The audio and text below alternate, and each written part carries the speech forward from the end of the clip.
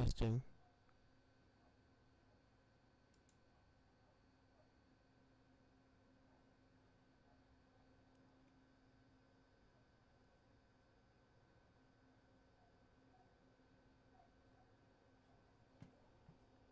Okay, that fixed the echo. Good gosh.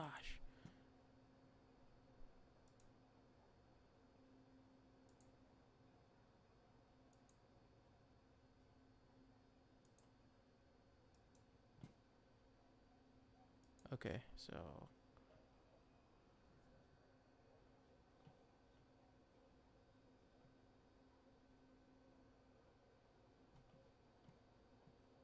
is it not? Is it still monitoring? Is it still monitoring? Oh, advanced option. Monitor and output. Monitor off.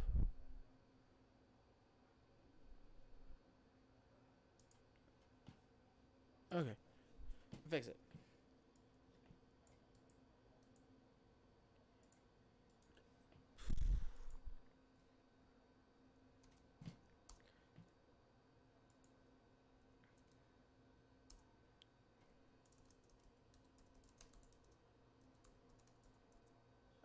Fix the audio.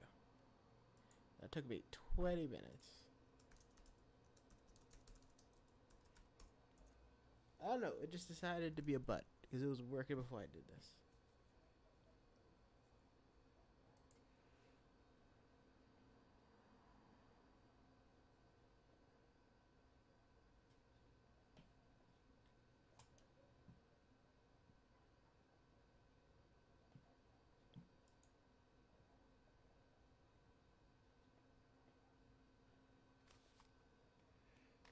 Okay.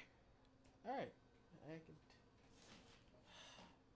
I hate technology because every time.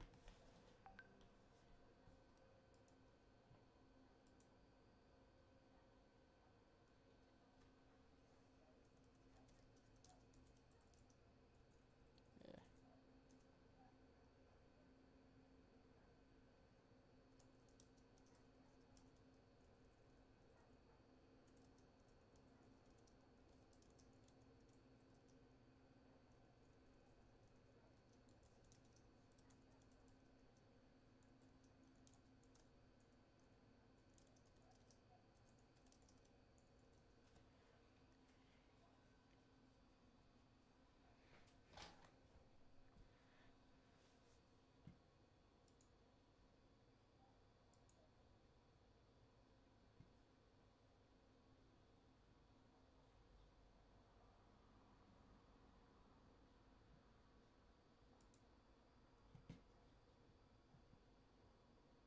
Okay. Sorry about that. The audio just decided to wig out. If you're here, like I said, just say something in the chat so I can know that you're here.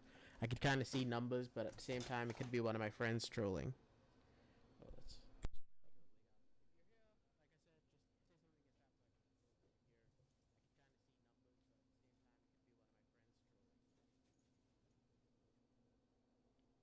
Oh.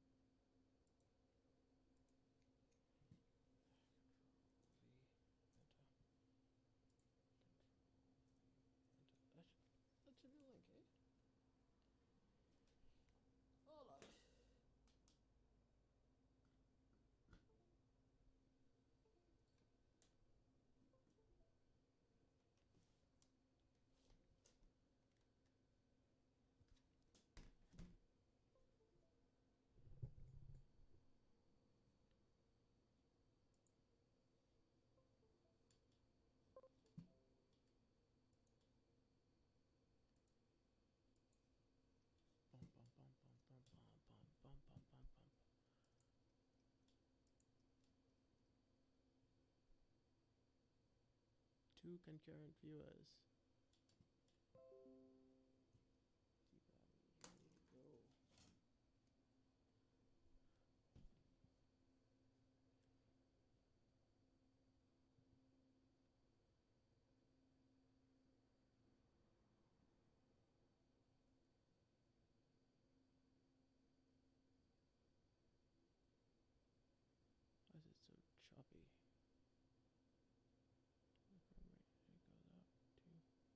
Why is it so choppy? Nobody's watching.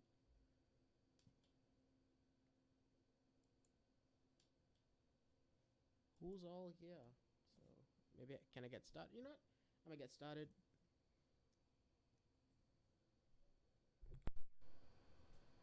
Are you sure you can't hear anything?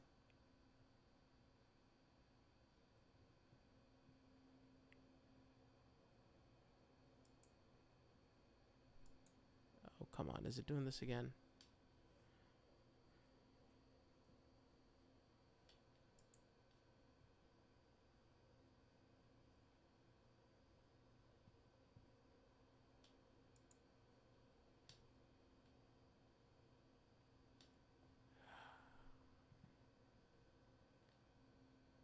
This is annoying.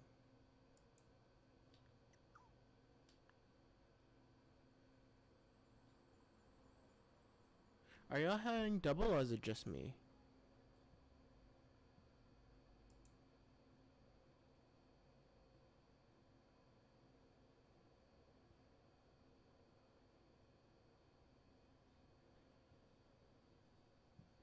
I can hear it.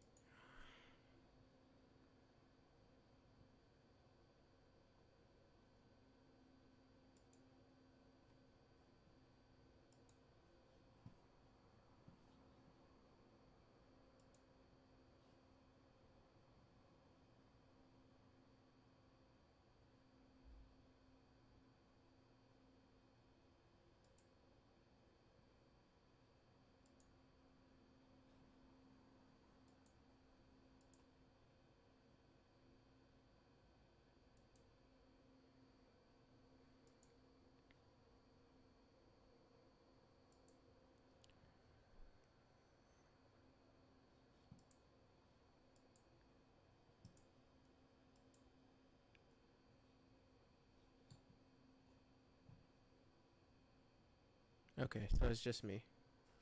Alright then. So I'm just gonna go through the basics of how to use. Okay, there, it's gone. It's gone. Alright. Go through the Affinity photo. Sorry, the audio is throwing me off. It's throwing me off. Okay, so the audio is throwing me off. Alright, so we're gonna go through just the basics of Affinity photo. As you can see, I have it open up on my screen. The first thing you want to do is just open up the program, and I just want to show you all to get used to how to open up and use it a little bit.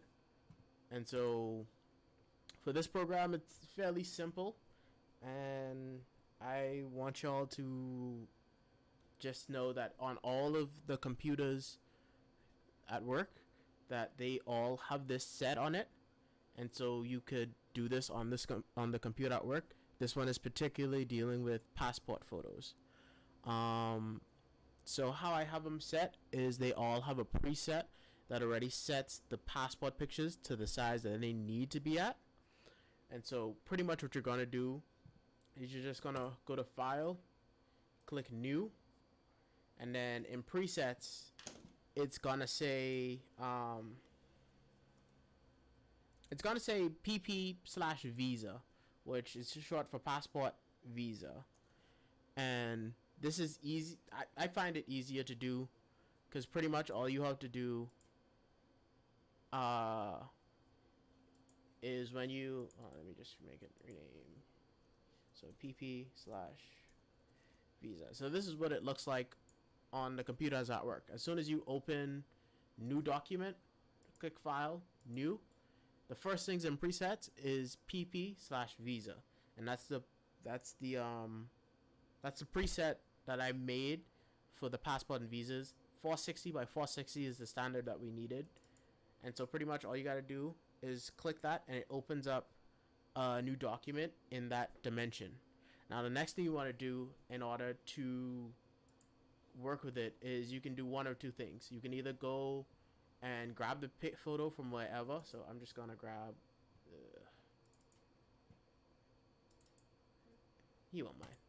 So I'm just going to grab a photo, and you could drag and drop it on.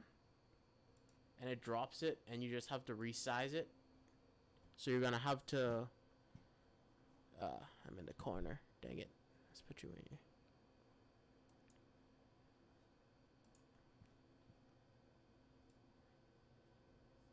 Yeah, let's put me over here. Alright. And so you could drag it and drop it, and you have to resize it. To resize it, you just got to go over here in this navigation on the navigator tab and click zoom, negative to zoom out. Then click the picture, and you just resize it to what you need it to be in order to fit it. And just resize it as need be with the arrow keys. And you use this little bubble at the top here to actually tilt it and move it. And it'll show you the directions of how much you tilted it or not. And you could also edit it inside of here too. So for example, if you need the background to be a lot wider, you click on to adjustments tab right at the top, and okay, I'm gonna take my face off of this because you don't need to see me. Hold on, I don't even know why my face is on this. I'm gonna be in the corner over here because you're not over here. There we go. Okay. And cut.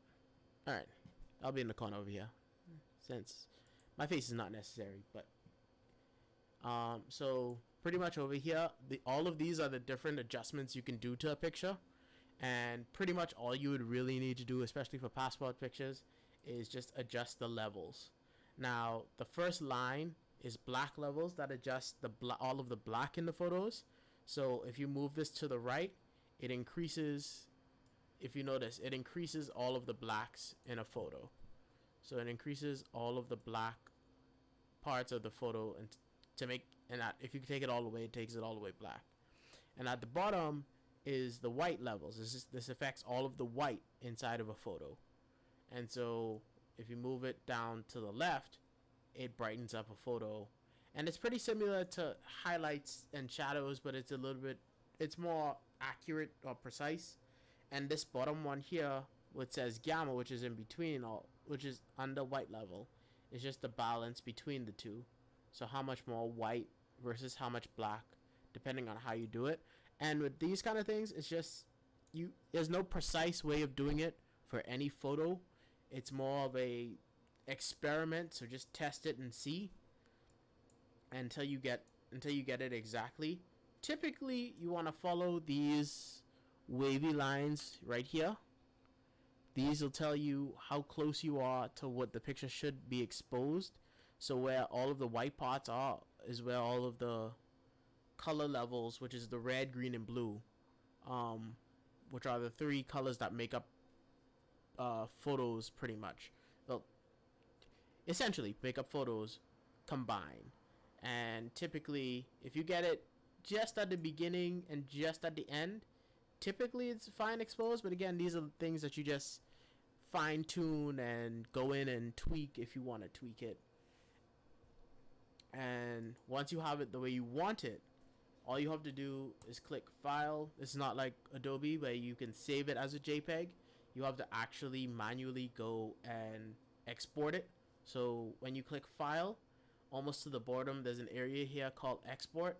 You just export it, and you want to export it as a JPEG. You have a lot of options to export images because it exports in almost any image format that you would need it in. So if somebody needed a specific type, this can do it, and it's very intuitive. So you can see which one you need, whether it's a PNG, JPEG, GIF, TIFF, PSD, which is a Photoshop document, which means some of these pictures can actually be saved as a Photoshop picture and opened up into Photoshop as well. So it's somewhat compatible to Photoshop. The only thing that doesn't translate over really well is text. Text doesn't translate over into Photoshop well, but most of the other adjustments that you can make in Adobe can translate over to Photoshop, and you could open Photoshop files in Adobe. I mean, in Affinity. So Affinity files can export to PSDs. It can also open PSDs and actually edit PSDs. So you don't have to. You can open PSDs in Affinity and edit. It can also save as a PDF. And on the next software, which I'm probably going to show you later, which is Affinity Publisher, which is a combination of my other two of both of their software, design and photos. That one is what I typically use if I need to edit because you can edit PDFs with this, so you can actually go in and edit text in a PDF, and change things up. If somebody has a PDF that they want fixed or want added to, like I did earlier today, somebody wanted me to add a picture to a PDF. So these programs actually can also edit PDF files as well.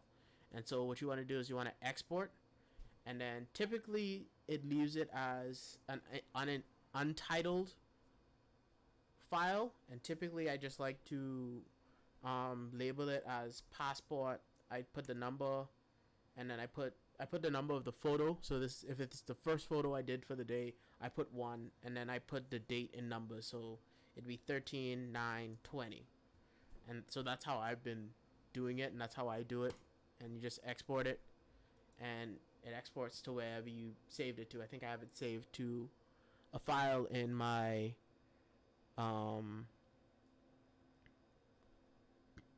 computer. But on that, you can set it to save to the desktop if that's where you need to see it, and you can take it into Picasa from there and just print it from there. You might have to, depending on the photo, you might have to lighten it, because as we know, the printers print a little bit darker sometimes. But outside of that, it's fairly simple, at least for the passport pictures.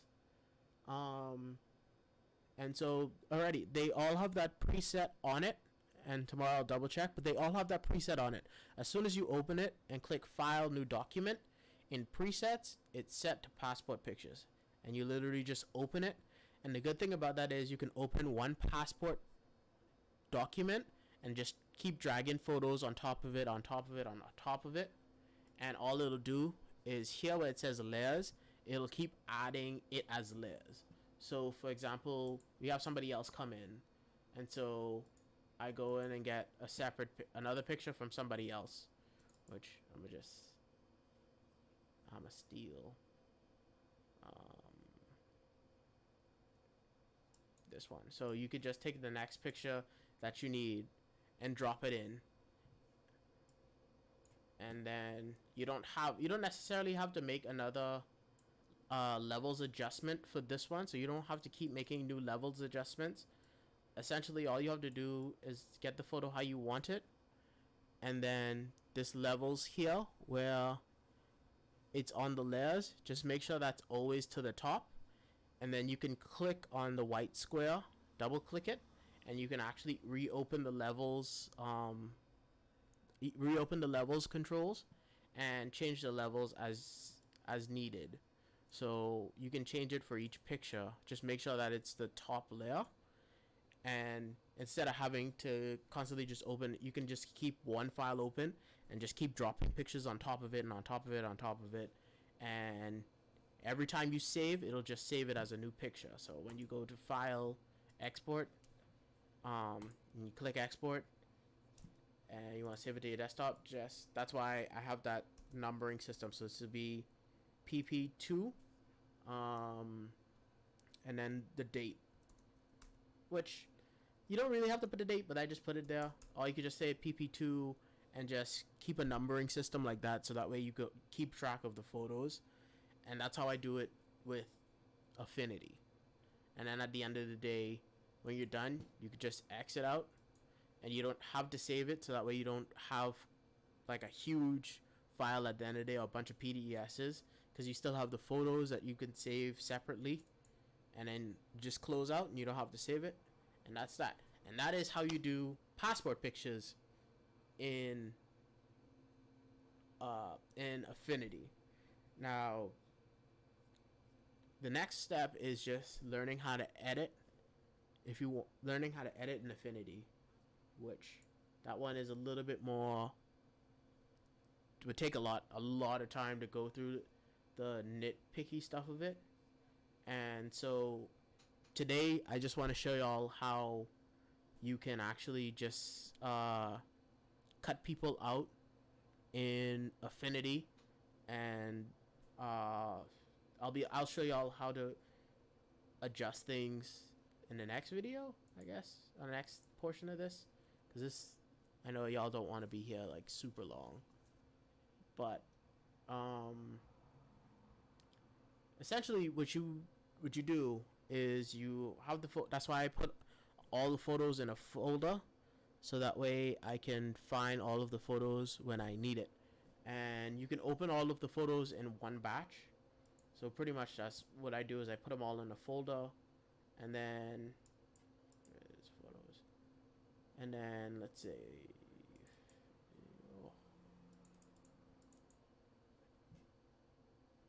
now let's just say we want to open up a bunch of photos together. So you can just click all the ones you want to open up, and they open all up together.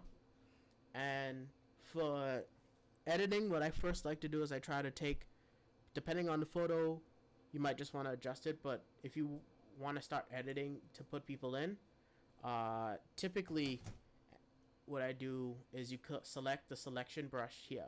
So that's either W on the keyboard, or it is the fourth icon on the left hand side of the screen, which is this little brush with a circle behind it.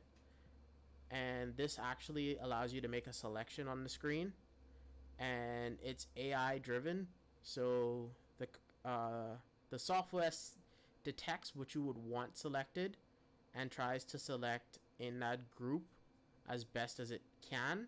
It's not always 100% accurate, but if you really just want to start getting just like the bulk of the background out, I would suggest, and I'm using the oranges as an example. So you want to make sure at least the selection is selected.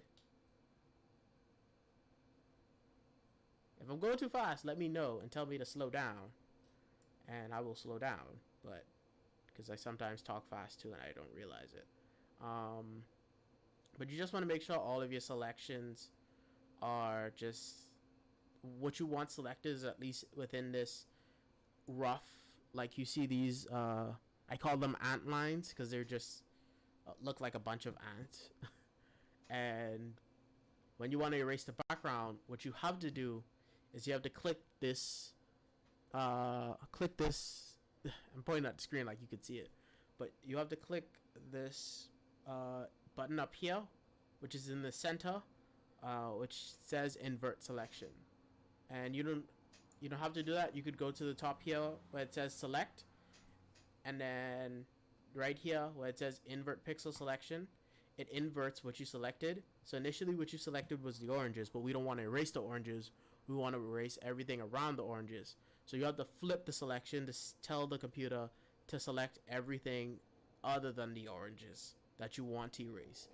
And then all you have to do is go down here, which is 1, 2, 3, 4, 5, 6, 7, 8, 9, 10, 11, 12.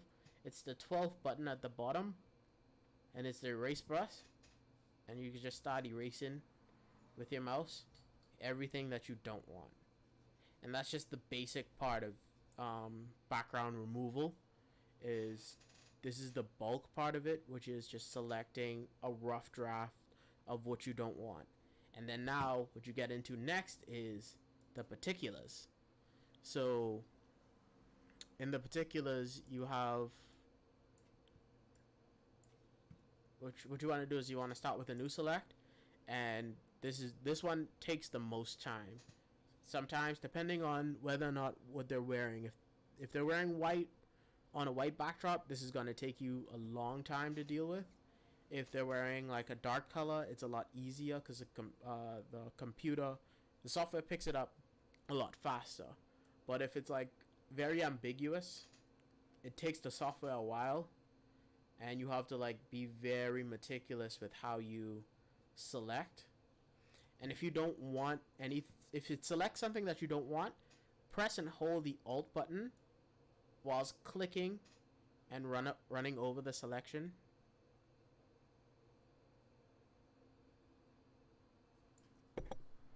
YouTube is not receiving enough video to main the stream.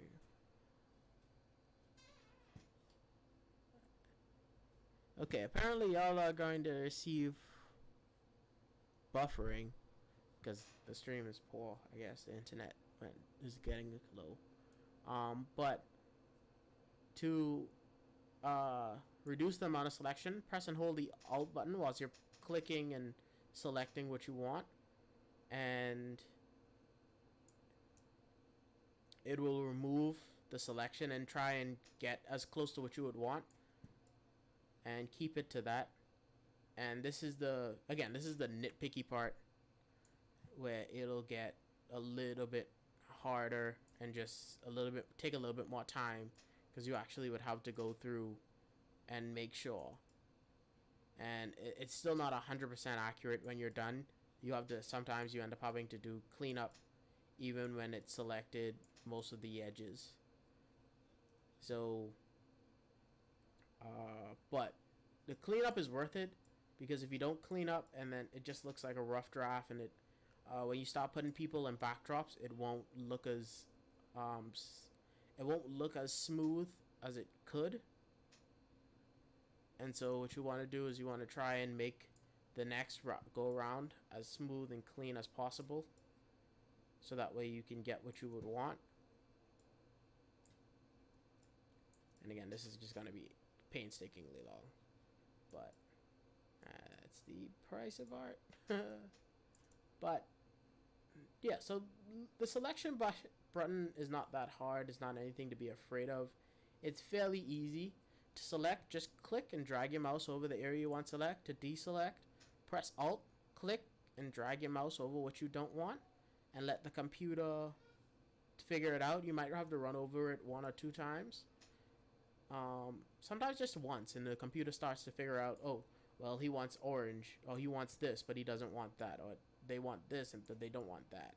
So it's not hard. The computer will figure it out and analyze, and it's typically quick. And so, especially with the computers we have, so just, it takes practice. So you're gonna have to do this in order to get comfortable and used to it.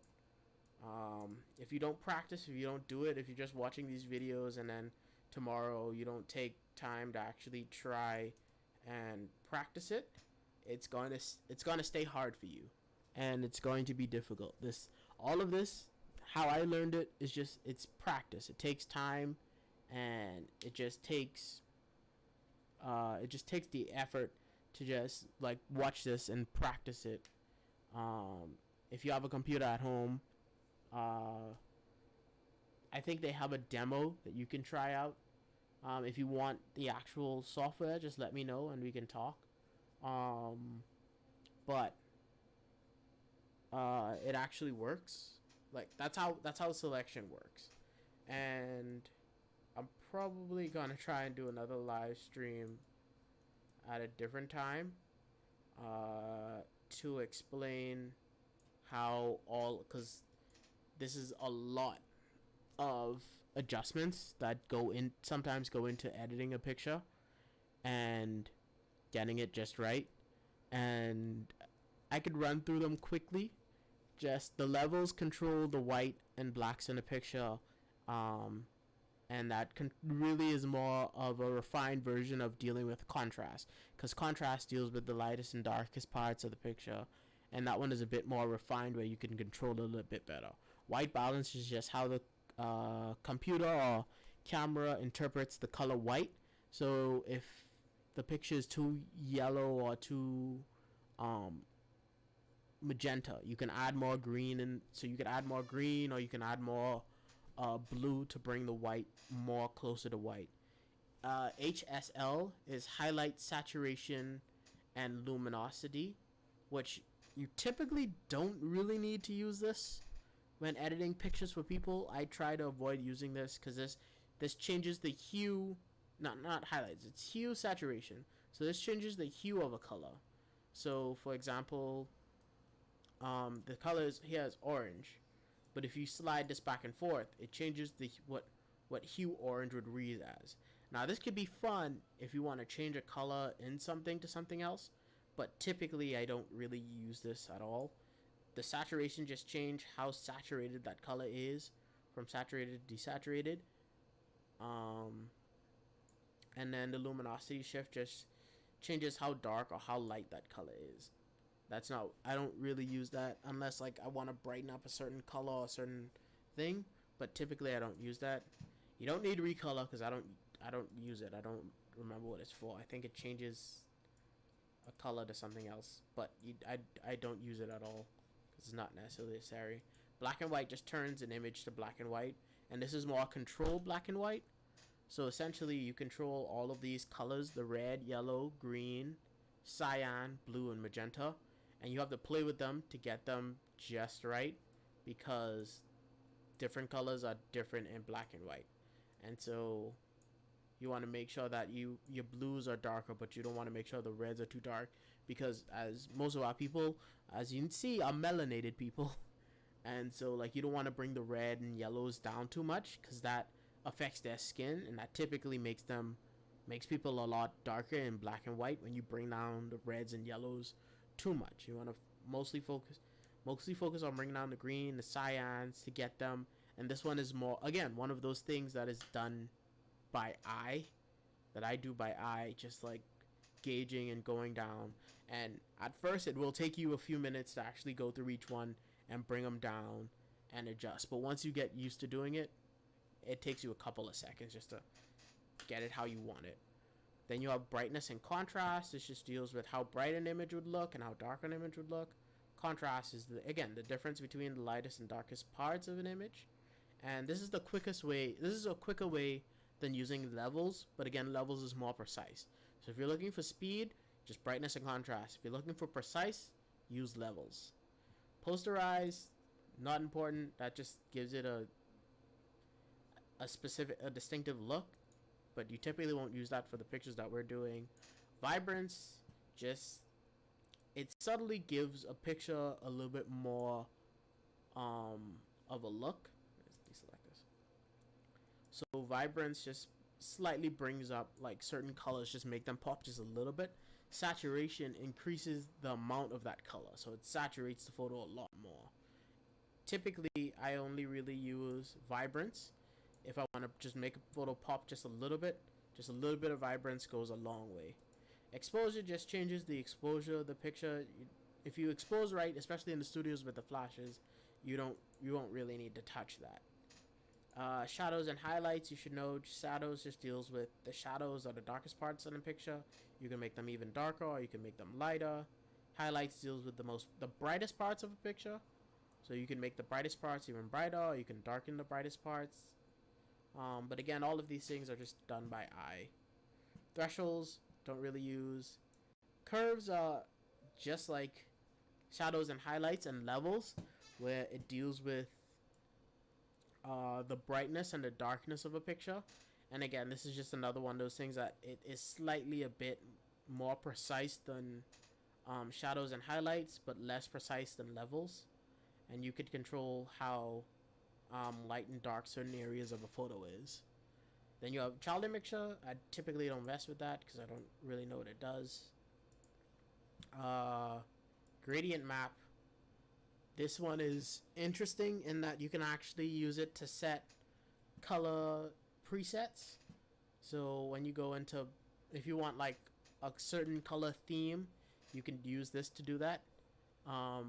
But that's something later on, like really later on, that I can show you guys how to use, because I used it before, but I used it specifically. Oh gosh, delete. And then we have selective color. This one is really, really important to use, especially when you want to retone somebody. This one helps a lot because this one controls the colors in each individual color in a photo. So this controls the cyan, magenta, and yellows that are in each individual photo. So in reds, If you want something to look more red, you increase the magenta or decrease the cyan. It's something that you have to do by sight once again.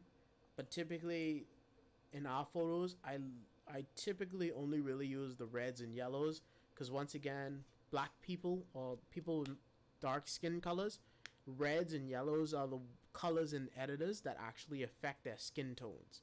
So if you're editing for skin tones, these are typically what you want to do, and you want to make sure that the reds have a bit of yellow in them and that the yellows have a bit of magenta in them. So you want to make sure the reds have some yellow in them and the magentas have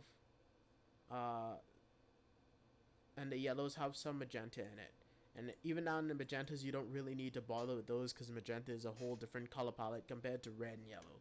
But red and yellows is really what affects brown skins. If you really want to make that pop and come out or change the hue, like in one of the pictures where I change the skins from one area to match another area, this is where you can really do that accurately. And again, that takes practice. And I would love for y'all to practice to get the software and practice. But at work, and then color balance is it just changes the color in different areas. So in the shadows, you can change the balance between the cyan and red, magenta and green, and blue and yellow, which is not really important at work because we don't have right now. We don't really have much that deals with that. So this one is not really necessary. This one is more for if you want to really stylize a photo, like really stylize it. And that's pretty much all the most important aspects of the editor. I am not a good teacher. I'm sorry. I don't really do well at this, but if you have any questions, especially if at work you want me to show you how to do something instead of me just doing it, let me know, and I'm willing to show you how to do it, and show you how to get it done. If you wanna, if there's a lull and you wanna watch me and see how I do it, feel free to stand over me and watch, and I'll show you and explain how things work. I'm gonna try and do another live stream on another day, to go over an actual detailed version of how to actually cut out somebody from a photo, edit them, and put them in. I think that's the next video. Is I'm going to detail to show you how I do that. And yeah, so I hope y'all enjoyed it. This video is going to be online forever now. If you want to come back and watch it, you can. But for the first part, it is just for the passport photos, so you can see how that works and how simple that is to get done. But for the rest, it's just me explaining what is in this. And if you want to take the time to actually, like when you go at work, take a moment in the lull to just open up the software and play around with it. Like, you don't take a picture that you've already done, and if you have free time, just play around with it. Like, actually just go in and play with the adjustments. That's all. Just play with it. It doesn't have to be serious. Just get used to using it. If this is the software you want to use. If you want to use Photoshop, I would recommend, there's a lot of good online resources. I'm not right now that familiar with Photoshop. I am going to do my best to familiarize myself with Photoshop in the upcoming days, so that way I'd be able to work on both spectrums at work for us. But there are other better sources out there that I'm going to be looking at. And again, it's called YouTube University for a reason. Just if you want to learn how to use Photoshop, just Google how to use Photoshop, and you'll find a plethora of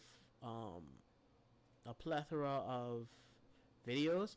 And in the group chat, I'm actually going to put a link to a YouTube channel where their whole YouTube is teaching you how to use Affinity. And so they might be able to explain certain aspects better than me. But it is a good basis to watch and to learn and understand how to do these. So, yeah. If you have any questions, you have my number. Message me. And let me know what I made clear, what I didn't make clear, what I need to do better for the next video. Because I really would want y'all to learn how to use these and get comfortable with using an editor and to not be afraid. The editor is your friend. Adobe and Affinity is your friend. So, good morning, good evening, and good night, people.